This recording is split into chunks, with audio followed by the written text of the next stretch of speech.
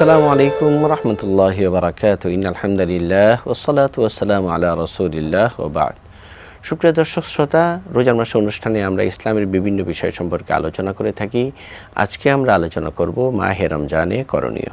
এ বিষয় সম্পর্কে আলোচনা করার জন্য প্রাজ্ঞ আলেমে দ্বীন, বিশিষ্ট ইসলামী চিন্তাবিদ, শিক্ষাবিদ ডক্টর মাসুম বাকি বিল্লাহ, ইসলামিক স্টাডিজের সহকারী অধ্যাপক, ঢাকা বিশ্ববিদ্যালয়ে আমাদের সাথে উপস্থিত হয়েছেন।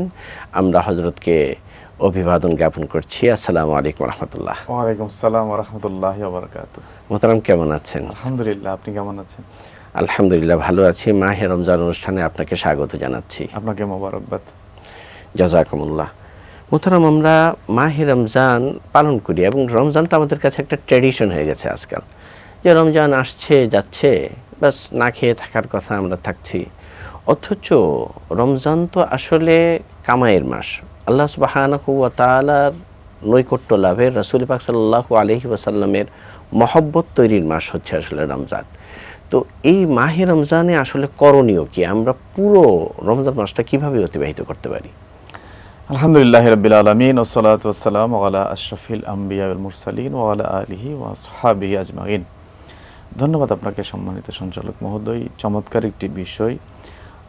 এটি একটা লম্বা আলোচনার ব্যাপার, কারণ পবিত্র কোরআন মাজিদে আল্লাহ রাসূল সাল্লাল্লাহু আলাইহি ওয়াসাল্লামের হাদিস শরীফে মাহে রমাদানের যে গুরুত্ব আসছে, আসলে এই গুরুত্ব যদি আমি কয়েকটি ধাপে একটু ব্যাখ্যা করতে চাই, তাহলে দেখা যাবে যে মাহে রমাদানের করণীয় আমাদের অনেক বেশি।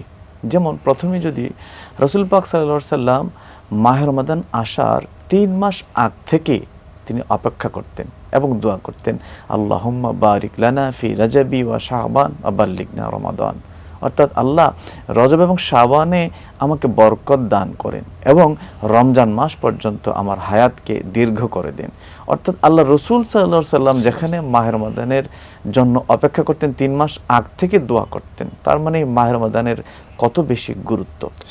আপনি যদি আরেকটু খেয়াল করেন, এই যে রমাদান, এই রমাদানের যে শাব্দিক বিশ্লেষণে আল্লাহ রসুল সাল্লাল্লাহু আলাইহি ওয়াসাল্লাম একটি হাদিস আসছে। তিনি বলেন, ইন্নামা সুম্মিয়া রমাদানু লিআন্না রমাদানা ইয়ারমাদুজ যুনুব। অর্থাৎ রমজান মাসটি, এই যে রমজান শব্দটি রমদুন থেকে এটার উৎপত্তি, আর রমদুন শব্দের অর্থ হচ্ছে জ্বালিয়ে দেওয়া, পুড়িয়ে দেওয়া। তো রমজান মাস এই জ্বালিয়ে দেওয়া, পুড়িয়ে দেওয়া শব্দ থেকেই মাসের নাম কেন আসলো? কারণ ইয়ারমাদুজ যুনুব, এই মাহে রমাদান বান্দার গুনাহকে জ্বালিয়ে দেয়, পুড়িয়ে দেয়, ভস্ম করে দেয়। তার মানে এই মাহে রমাদানের কাজটাই হচ্ছে বান্দার গুনাহকে জ্বালিয়ে দেওয়া, পুড়িয়ে দেওয়া, একদম নিষ্পাপ বানিয়ে দেওয়ার একটি বিষয়। আপনি খুব চমৎকার বলছিলেন যে আমরা অনেক সময় শুধু না খেয়ে থাকা ছাড়া আসলে কিছু হয় না, এবং এই ব্যাপারে কিন্তু আল্লাহ রাসূল সাল্লাল্লাহু আলাইহি ওয়াসাল্লামের একটি হাদিস আছে। তিনি বলেন, কাম মিন সায়মিন লাইসা লাহু মিন সিয়ামিহি ইল্লাল জু। অর্থাৎ এমন অনেক রোজাদার আছে যারা শুধুমাত্র না খেয়ে থাকা ছাড়া তাদের আর কিছুই অর্জন হয় না। তার মানে শুধু না খেয়ে থাকলো লোকটি সকাল থেকে সন্ধ্যা পর্যন্ত, এটি হইল আর কি। কিন্তু রোজা যে ব্যাপার, সিয়াম সাধনা যে বিষয়টি, আল্লাহ তার কোরআনে, আল্লাহ রাব্বুল আলামিন কোরআন মাজিদে যেই কারণে মাহে রমাদান ফরজ করেছেন, বলেছেন, সেটি কিন্তু অর্জন হয় না। তো আল্লাহ রাব্বুল আলামিন আমাদের কাছে মাহে রমাদানে কি চান আসলে? আমরা যদি আয়াতে কারিমার দিকে একটু খেয়াল করি, তিনি বলেন, ইয়া আইয়ুহাল্লাযিনা আমানু কুতিবা আলাইকুমুস সিয়ামু কামা কুতিবা আলাল্লাযিনা মিন ক্বাবলিকুম লাআল্লাকুম তাত্তাকুন। ঈমানদারদের উপর তিনি রোজাকে ফরজ করেছেন বললেন, এবং যেমনি করে আগে ফরজ করেছিলেন। তো এই ফরজ করাটা তিনি কেন করেছেন তারও ব্যাখ্যা কিন্তু আল্লাহ রাব্বুল আলামিন পরের শব্দে উল্লেখ করেছেন। সেটি কেন, কি সেটি? লাআল্লাকুম তাত্তাকুন, তোমরা যেন মুত্তাকি হতে পারো। তো এই মুত্তাকি হওয়ার পুরো একটা ব্যাপার কিন্তু এই মাহে রমাদানে আছে। এই মাহে রমাদান আসলে পুরোটো একটা ইবাদতের মাস, একটা ইবাদতের মৌসুম বলা যায় এটিকে। একটা প্যাকেজ নিয়ে যেন এসেছে। আপনি দেখুন, মাহে রমাদানের আমলগুলি 2 রকমের। একটা হচ্ছে যে শুধু মাহে রমাদান কেন্দ্রিক ফিক্সড কিছু আমল থাকে, যেটি অন্যান্য মাসে থাকে না।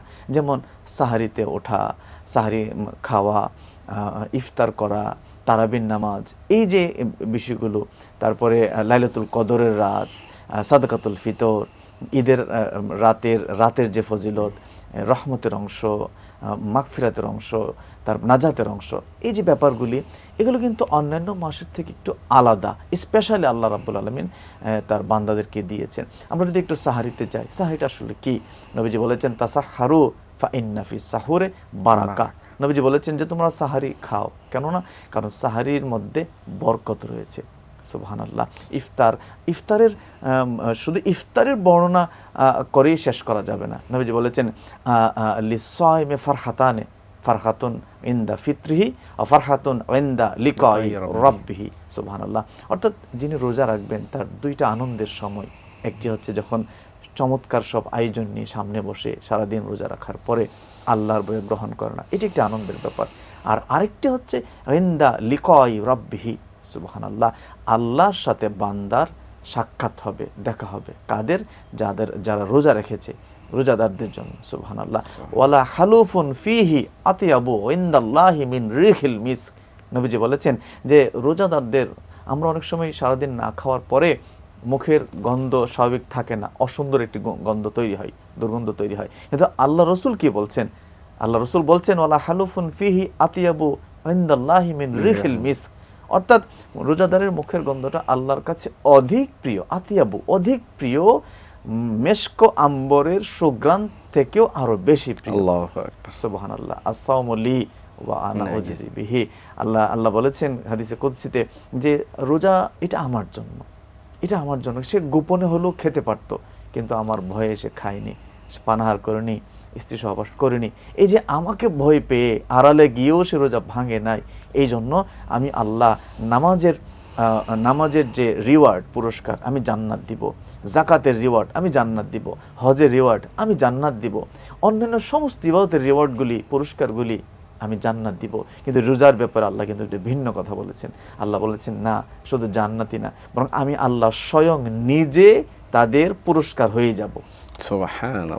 আমি আল্লাহ তাদের পুরস্কার হয়ে যাব। সুবহানাল্লাহ। আরেকটি হাদিস শরীফে আসছে যে মাহে রমাদানে যারা রোজা রাখবে, আল্লাহ রাব্বুল আলামিন জান্নাতের একটা গেটে তাদের জন্য আলাদা সুসজ্জিত করে রাখবেন, রাইয়ান নামক একটি গেট, যেই গেট দিয়ে রোজাদার ছাড়া বাকিরা ঢুকতে পারবে না, শুধু রোজাদারদের জন্য সে ঢোকা হবে। তো এখন আমাদের করণীয়টা আসলে কি? দেখুন, ফিক্সড যে আমলগুলি আছে, আমি যেগুলো বললাম, সাহারি, ইফতার, তারপরে তারাবির নামাজ, 20 রাকাত তারাবির নামাজ, এগুলো তো আমরা করবই, ইনশাআল্লাহ করবই। কিন্তু এছাড়াও অতিরিক্ত আমল কিন্তু আমরা মাহে রমাদানে করব। কেন? কারণ মাহে রমাদান হচ্ছে একটা ডিসকাউন্টের মাস, সেইলের মাস। আমরা অনেক সময় মানে বাজারে গেলে স্পেশাল ডিসকাউন্ট পাই, যে একটা কিনলে আরেকটা ফ্রি, এরকম। মাহে রমাদান কিন্তু এরকম যে একটা কাজ করলে 70 থেকে 700টা ফ্রি আল্লাহ বলছেন। সুবহানাল্লাহ। আমাদের অত্যন্ত গুরুত্বপূর্ণ আলোচনা চলছিল যে আসলে মাহে রমজানে আমাদের গতানুগতিক আমলের বাইরেও অনেক আমল করা বাকি আছে। সময় হয়েছে একটা ছোট্ট বিরতির। সুপ্রিয় দর্শক শ্রোতা, সময় হয়েছে ছোট্ট একটি বিরতির পরে ইনশাআল্লাহ আমরা এই গুরুত্বপূর্ণ আলোচনা আবার করব। সে পর্যন্ত আপনারা আমাদের সাথেই থাকবেন ইনশাআল্লাহ।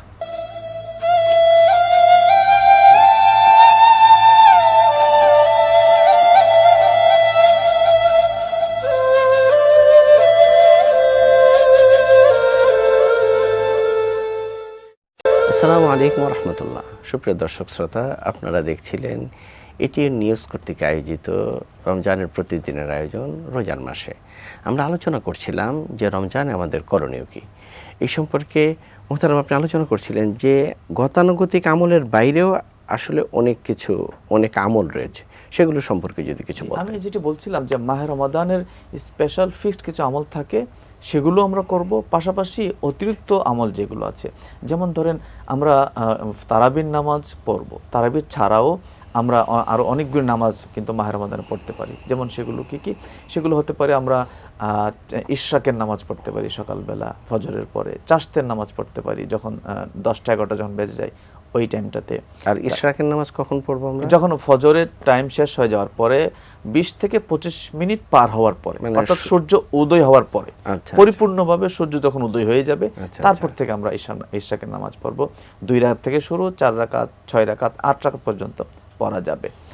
আর আরেকটা হচ্ছে মাগরিবের পরে আমরা 6 রাকাত আওয়াবিনের নামাজ পড়তে পারি। এগুলো নফল নামাজ, যত বেশি পড়বো আমরা, ওই যে বললাম যে 70 থেকে 700 গুণ বেশি আল্লাহ দিবেন। আর নফল নামাজের আরেকটা বৈশিষ্ট্য হচ্ছে, ডিমান্ড হচ্ছে, আল্লাহ রাসূল সাল্লাল্লাহু আলাইহি ওয়াসাল্লাম বলেছেন, হাশরের মাঠে যখন বান্দার ফরজ আমল, ফরজ সালাত যখন টান পড়ে যাবে, শর্ট হয়ে যাবে, তখন আল্লাহ রাব্বুল আলামিন দয়া করে তার নফলের দিকে দেখবেন যে তার নফল ইবাদত আছে কিনা, নফল নামাজ আছে কিনা। যদি থেকে থাকে, ওই নফল নামাজ থেকে তার ফরজের ঘাটতিটাকে পূরণ করে দিবেন। সুবহানাল্লাহ। তাহলে এই আওয়াবিনের নামাজ আমরা 2 রাকাত করে 6 রাকাত মাগরিবের পরে পড়তে পারি, বিশেষ করে তাহাজ্জুদের নামাজ। এবং এই মাহে রমাদানে তাহাজ্জুদের নামাজটা পড়া কিন্তু একটু সহজ। কেন সহজ? কারণ এমনিতেই আমি সাহরির জন্য উঠছি, ভোরবেলা বা শেষ রাতে উঠছি, তো শেষ রাতে সাহরির জন্য উঠেছি, আমি যদি আরেকটু আধা ঘন্টা 30 মিনিট আগে উঠি একটু কষ্ট করে, তাহলে কিন্তু আমি তাহাজ্জুদের নামাজ এখানে পড়তে পারছি। আল্লাহ তার হাবিবকে, আল্লাহ রাব্বুল আলামিন তার হাবিবকে বলছেন, অমিনাল লাইলি ফাতাহাজ্জাত বিহি নাফিলাতাল লাক আসা আইয়াবআসাকা রাব্বুকা মাকামাম মাহমুদা। আল্লাহ রাব্বুল আলামিন তার হাবিবকে তাহাজ্জুদের নামাজ পড়ার জন্য উৎসাহিত করছেন, বলছেন এখানে। সুতরাং আপনি জানেন যে তাহাজ্জুদের নামাজ এমন একটি টাইমে, হাদিস শরীফে আসছে, যে টাইমে রাতের শেষ প্রহরে আল্লাহর রহমত বান্দা খুব কাছাকাছি চলে আসে। আল্লাহ প্রথম আসমানে নেমে এসে বান্দাকে ডাকে, কে আছো আমার কাছে ক্ষমা চাও, আমি ক্ষমা করে দিব। কে আছো আমার কাছে রহমত চাও, আমি রহমত দিব।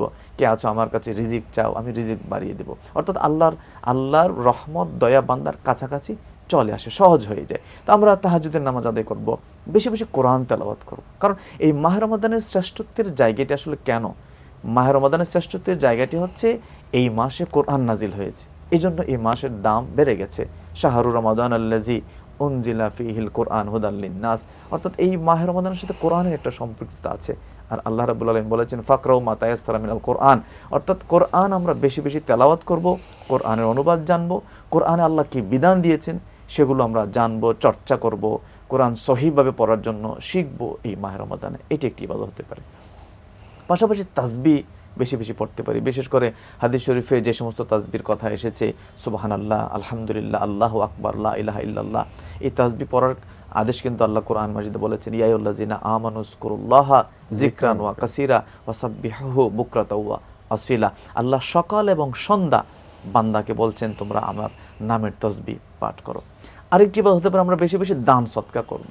যেমন আব্দুল্লাহ ইবনে আব্বাস রাদিয়াল্লাহু তাআলা আনহু একটি হাদিস, তিনি বলেন যে নবীজি সাল্লাল্লাহু আলাইহি ওয়াসাল্লাম সারা বছরেই সবার থেকে সবচেয়ে বড় দানবীর ছিলেন, কিন্তু যখন মাহে রমাদান আসতেন তিনি তার সে দানের হাতকে আরো বেশি প্রসারিত করতেন। জি, কার রিয়াহিল মুরসালা বলা হয়েছে, যে প্রবাহিত বাতাসের মতো। সুবহানাল্লাহ। সুতরাং আমরা বেশি বেশি দান খয়রাত কিন্তু এই মাহে রমাদান করতে পারি। আমরা অনেক সময় যাকাত দিই, এটি তো আমার ফরজ আমল, যাকাত যেটি, তারপরে সাদাকাতুল ফিতর যেটি, এটিও কিন্তু আমাদের উপর ওয়াজিব। তো এটি ছাড়াও আমরা বেশি বেশি দান সদকা, মানুষকে খাওয়ানো, মানুষের পাশে দাঁড়ানো, সালামের প্রচার, অসুস্থ মানুষের পাশে গিয়ে দাঁড়ানো, দুস্থ মানুষের পাশে দাঁড়ানো, এই কাজগুলো কিন্তু আমরা বেশি বেশি করতে পারি। চেষ্টা কি আসলে কোনো মুত্তাকি মানুষের সংস্পর্শে এসে শেখার দরকার, না আমি বই পুস্তক পড়িয়ে শিখতে পারি এগুলো? দেখুন, প্রতিটি জায়গাতেই কিন্তু একজন গাইড প্রয়োজন। আমি যখন 6 বছর হলো আমার বাবা মা আমাকে স্কুলে দিয়েছেন, মক্তবে দিয়েছেন, যখন আরেকটু বড় হলাম আরও ভালো এক টিচারের কাছে গেলাম, এবং আমি ম্যাথের জন্য আলাদা গাইড নির্বাচন করি, আমি ইংরেজির জন্য আলাদা গাইড নির্বাচন করি। অর্থাৎ আমার বিশেষ বিশেষ জায়গাগুলোতে স্পেশালিস্ট আমি খুঁজি। হ্যাঁ, আমার খেলাধুলার মধ্যে কিন্তু আমাদের কোচ প্রয়োজন হয়। তো আসলে যখন আমি আল্লাহ রসুলের পথে এগুবো, তো সেখানের একজন স্পেশালিস্টের যদি আমি তত্ত্বাবধান নিতে পারি, সুপারভিশন নিতে পারি, এটি আমার জন্য নিশ্চয়ই ভালো। তো সেই দিক থেকে আমি একজন ভালো আলেম, ভালো মুত্তাকি, পরহেজগার, বা যিনি আমল করেন, আমলদার মানুষ, তার সংস্পর্শ ডেফিনেটলি আমাকে সামনে এগিয়ে নিয়ে যাবে। জাযাকাল্লাহ, জাযাকাল্লাহ। অত্যন্ত সুন্দর আলোচনা করেছেন। এটি নিউজের পক্ষ থেকে আপনাকে ধন্যবাদ জ্ঞাপন করছি। আপনাকে মোবারকবাদ। সুপ্রিয় দর্শক শ্রোতা, রোজার মাসের অনুষ্ঠান এটিএন নিউজ কর্তৃক আয়োজিত আপনারা অনুষ্ঠানটি দেখছিলেন। অনুষ্ঠানটি প্রতিদিনই আপনারা দেখতে পারবেন। আগামীকালকে অনুষ্ঠানে আপনাদের সাথে আবার দেখা হবে। সে পর্যন্ত আপনারা ভালো থাকবেন, সুস্থ থাকবেন। আল্লাহ হাফেজ। আসসালামু আলাইকুম ওয়া রাহমাতুল্লাহি ওয়া বারাকাতুহু।